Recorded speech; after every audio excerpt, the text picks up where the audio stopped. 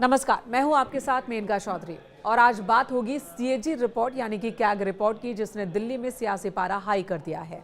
CAG report में कई अहम खुलासे किए गए हैं। कई ऐसी बातें हैं जो कि पूर्व की आम आदमी पार्टी की सरकार के लिए बहुत ज्यादा परेशानी का सबब बन सकती हैं। खासकर पूर्व मुख्यमंत्री अरविंद केजरीवाल की मुश्किलें बढ़ सकती है।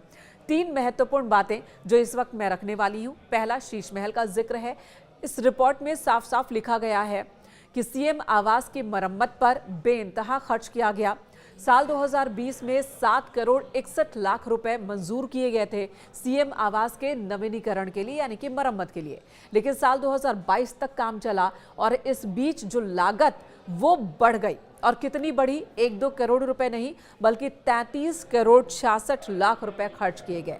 कहा तो लगभग 7 करोड़ रुपए में काम हो जाना था, लेकिन 33 करोड़ से ज्यादा रकम सीएम आवास के मरम्मत पर ही खर्च कर दिए गए, और वो भी तब जब देश कोरोना से जूझ रहा था।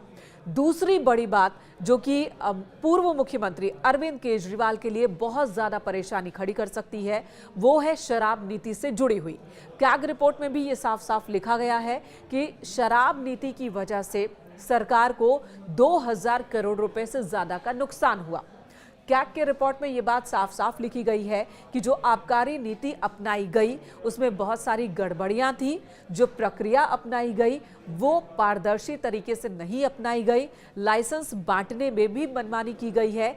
एलजी ने जो रोक लगाई थी उन रोक को भी नहीं माना गया आम आदमी पार्टी की सरकार की ओर से, और मन माफिक फैसले लिए गए हैं।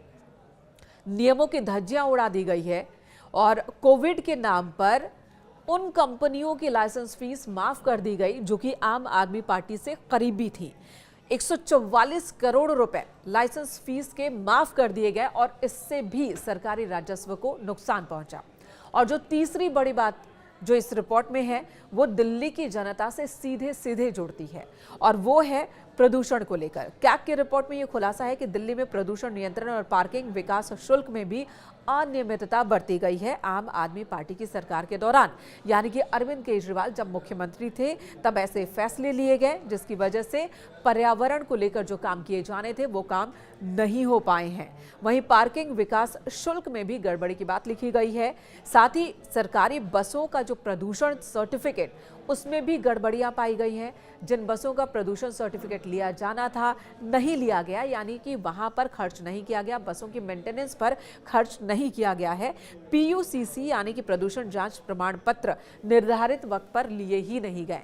एक तरफ बसों में महिलाओं के लिए टिकट फ्री कर अरविंद केजरीवाल वाहवाही लूटते रहे, तो दूसरी तरफ उन्हीं बसों की हालत खराब से खराब होती गई, बदतर होती गई, क्योंकि सरकार ने बसों के रखरखाव पर जो पैसे खर्च होने थे वो खर्च किए ही नहीं है। तो कई ऐसी और बातें हैं इस कैग रिपोर्ट में जो कि पूर्व की आम आदमी पार्टी की सरकार के लिए परेशानी वाली है।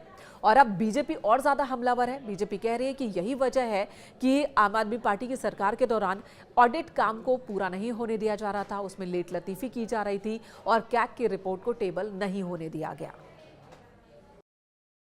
मैं आपकी अनुमति से राष्ट्रीय राजधानी क्षेत्र दिल्ली सरकार से संबंधित भारत के नियंत्रक एवं महालेखा परीक्षक का दिल्ली में शराब के विनियम और आपूर्ति पर निष्पादन लेखा परीक्षा प्रतिवेदन वर्ष 2024 का प्रतिवेदन संख्या नंबर 1 की प्रतियां सदन पटल पर प्रस्तुत करती हूं।